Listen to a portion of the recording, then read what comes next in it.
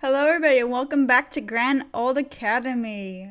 Let's just go ahead and go make some more friends. After lunch, I felt full of energy. After a quick detour to drop off Ben's book in my dorm room, I pulled out the campus map that Megan had left for me and resolved to find all the classrooms I need to go to tomorrow. First up was my homeroom. I pulled up my class schedule on my phone. Let's see. Looks like all my classes this semester are in Beltway Hall, which should be in that direction? I started strolling to the northeast, ambling slowly, taking in the sights of the gorgeous campus. Its beautiful skies were so spacious. I passed by a bed of flowers. There were amber blooms that waved in the breeze, interspersed with tall stalks of lavender that stood high above them like majestic mountains.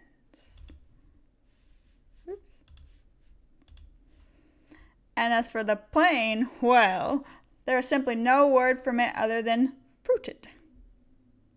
Bunch of whatever that meant.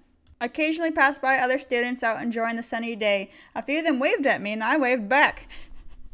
I was already feeling much less nervous than I had been yesterday. Everyone I had met so far in the United States was so warm and welcoming. Maybe this would be the best semester of my life. Just before I reached Beltway Hall, I saw a large clump of 15 or 20 students heading down the sidewalk towards me, all of them talking loudly and laughing. I was able to glimpse some tufts of orangish blonde hair sticking up from the middle of the back. I stepped off the sidewalk and onto the grass to let the group pass by. As I did so, the outer shell of them swarm parted for a moment, and I caught a glimpse of the student at the center of the fawning crowd. Of course, who else could it be but Donald? Oh, Donald.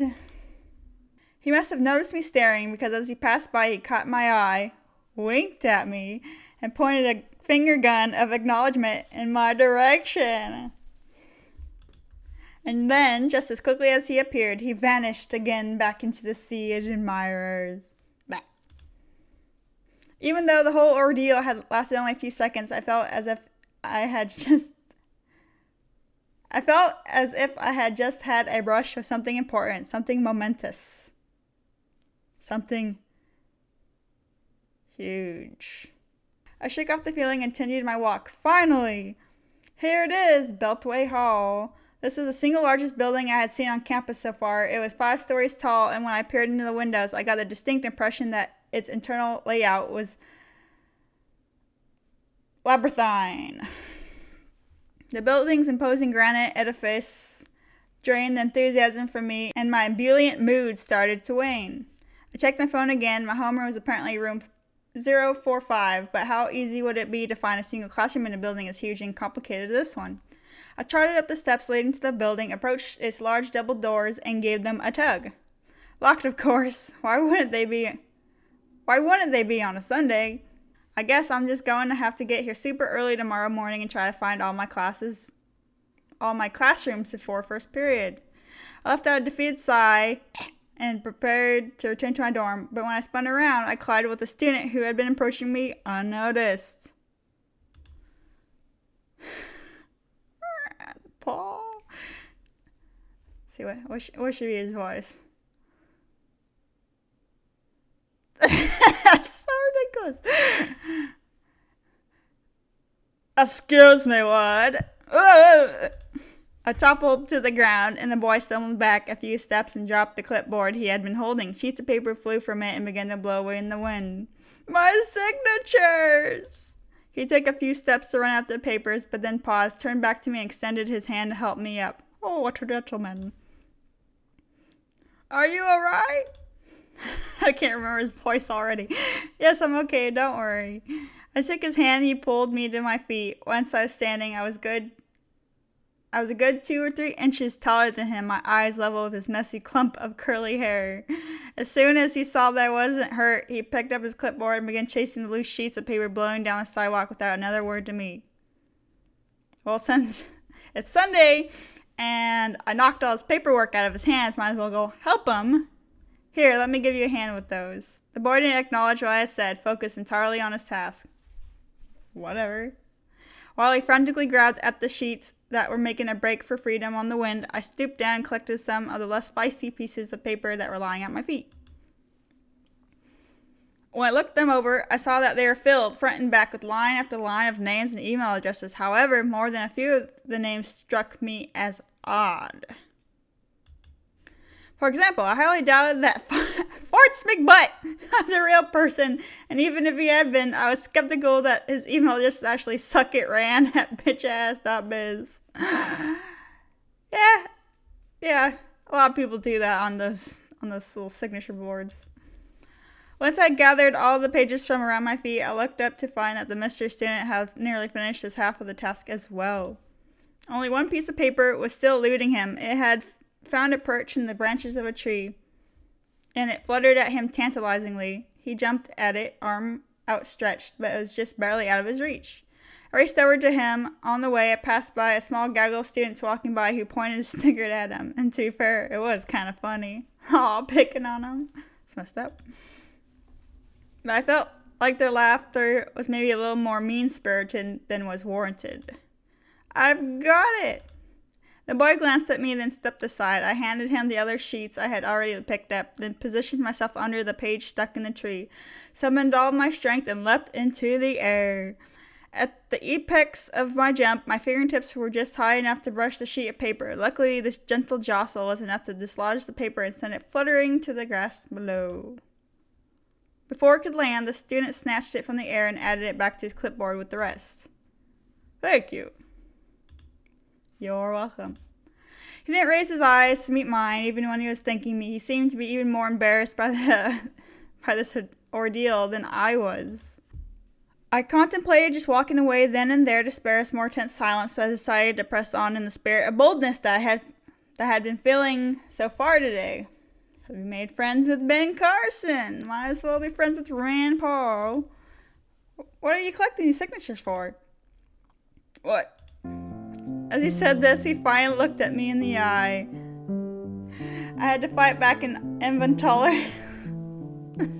Oh my god. I had to fight back an involuntary gasp.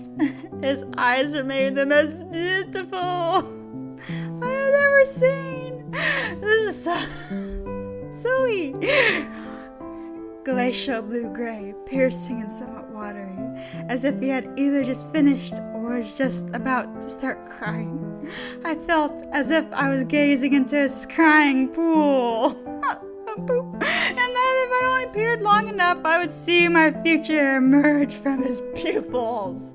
Blah! I stood there, wordlessly, transfixed, until he broke the spell by blinking. I quickly came back to my senses and grained my words. The signatures on the page! The signatures on these pages! Is this a petition for something? Oh yes, actually, it is a petition. We stood there uncomfortably for a few moments. I got the impression that he was feeling tense around me, as if he wasn't sure whether I would laugh at him the same way that the students who passed by earlier had. You're Rand Paul, right? How did you know that? He barked the question at me almost accusingly. How do you not? Where are the other drugs? I was at the debate last night. Oh. Right. Right. He looked like he was about to say something, but then he stopped himself. I think you're great. He blushed and tried to hide a small smile. I wasn't lying, exactly. I was asleep for the most of the debate, true. But I didn't remember Rand making a complete fool of himself, which was more than I could say for some of the others. Is your petition related to the debates? Sort of. It's about privacy. It's an issue that I care a lot about, and I'd love to talk about it during a debate. But most of the other debate club members just aren't interested in the topic. See, the Academy installed cameras on the outsides of lots of the academic buildings and residence halls a few years ago, and they can monitor any information sent from an Academy email account without even asking for permission. I think that's wrong, so that's what the petition's for. He looked at me suddenly with hope in those gorgeous eyes of his. Do you want to sign it? Sure, why not? Because he thinks he's so effing gorgeous, why not? Gross. Sure, I think that privacy is important too. I took the pen that he offered me and added my name to his petition. He took the clipboard back and read my name out loud. Maury America. I see. Thank you. What a song. I practically did a double take when I heard Rand say my name with near perfect Japanese pronunciation. Oh, you're welcome, but please call me America. I'm trying to be more Western with my name now that I live in the United States. All right. America. He still pronounced Sori in America with a slight Japanese lit to it. It's sort of charming in an odd way. Are you the new transfer student, the diplomat's daughter? Yes, actually. How'd you know that? I pay lots of attention to academy politics. When an ambassador's child transfers into your school, it's big news in certain circles. Politics? So you're in the student government? Yes, I'm the RA Bluegrass dorm, and I'm class representative for the second year students. In addition to being in the debate club? Yes. I suppose there's probably a lot of overlap between the debate club and student government, right? There are plenty of people who can argue and love glory, but aren't interested in getting down into the nitty-gritty of actually improving their own school. Rand sounded more than a little bitter. To be honest, most of the reason why I joined the debate club was so that I'd finally be able to make people listen to my ideas about student government, like privacy, and balancing our school's budget, and auditing the Fed. What's a Fed? Nobody knows. That's just why I need to audit it. Great. I guess so. Our school's constitution is very specific about the powers delineated to the various bodies and administrative subsections of the academy. Rand pulled a folded document out of his pocket and waved it at me as he lectured. I gathered that it was a copy of the Constitution. Does he just carry that around with him everywhere? Article 3, Section 1 clearly states that oversight of the administrative departments and this peer review of a board of duly elected representatives from... My eyes started to glaze over as he continued. I was trying to pay attention, but dear God, it was boring. The importance of reducing the deficit. Understand? I think so. Good. He pressed the copy of the Constitution into my hands. It's so nice to finally meet someone who cares about the real issue. I look forward to further conversations with you, America. With that, he pursed his sinless intro, spun around on his heels, and abruptly walked away. Goodbye, Rand. But he was already talking to another student in the quad, holding out his clipboard and soliciting a signature. He played me like a fool! Ah! What a strange boy. He seemed quite smart and passionate, but he was also timid and suspicious, bordering on paranoid, and it seemed like he didn't have the best people skills despite being in the debate club. And why did he pronounce my name so well? I headed back to the Sunshine dorm, still nervous about tomorrow's classes, but feeling cautiously optimistic that I may have made a friend. As I approached the front door of Sunshine dorm, I saw Jeb and Marco heading out of it. They were talking with each other, smiling and laughing and looking thick as thieves. I headed off across the lawn, and I felt a silent satisfaction at seeing such a close friendship. Right before I reached the dorm's door, Jeb happened to glance back and see me. America! Marco turned around too and waved at me. I waved back at him. Hello! Go on, Marco. I'll meet with you at the gym. Oh, wait! Dang it! Got it, buddy. See you there. Their names are just so much alike. I don't know why I keep getting them confused. That's because they're old as dirt. They just bumped and Marco headed off. Jeb walked over towards me with his long-legged, slightly gangly gait. No, I don't want to do this voice. It hurts. So how are you adjusted to the academy, America? Well, I've been here for less than a full day, so I'm not sure if I can really say yet, you know? Jeb's face melted an expression of concern. Can I do anything to help us, Rory? I want Sunshine Dorm to be a welcoming place for you, and as a fellow student and friend, I want you to be happy here at the academy. Oh, don't worry. I do feel welcome, really. Everything's going great so far. I'm glad to hear that, America. Here, I have something for you. Jeb reached into his pocket, dug around for a few seconds, and pulled out a handful of small green and silver objects, each about the size of marble. of a marble. He plucked out one from the pile and returned the rest to his pocket. I want you to have this. He handed the object to me. I held it on my palm and examined it. It was a tiny figurine of a turtle. Aw, so cute. A sea turtle. It's a metaphor, a reminder that slow and steady wins the race. Yeah. You carry around a bucket full of turtles? Aw. Yes. He said it as if this was the most natural thing in the world. It is natural. Slow and steady progress. That's the kind of... Slow and steady progress. That's the kind of the... He waved his hands in a gesture of equivocation, as if he couldn't quite enunciate how much this meant to him. Aw. They're mighty turtles and they need to be protected because of their beauty, just like you, lady. They hatch on the beaches and they have to be sheltered from the wily birds and the other predators. It's a point. It's a symbol of something. And the dorm residents love it. Fix it for all the chicks. Well, thank you, Jeb. I'll treasure this. A wide grin broke across Josh's face. Jeb gave me a thumbs up, then turned around and lopped up after Marco. I smiled to myself as I entered Sunshine Dorm and headed up to my room.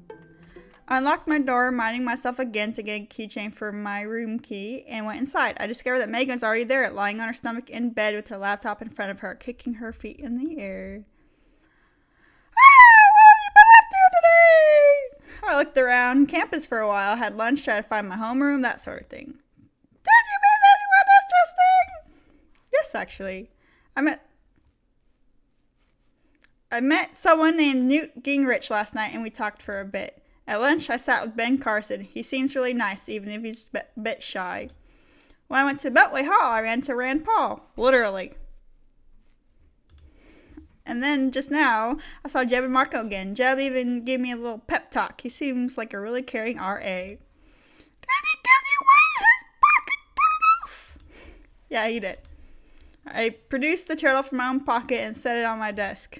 It looked kind of lonely there on that big, open, expansive desk. One little turtle, newly hatched, alone on the beach.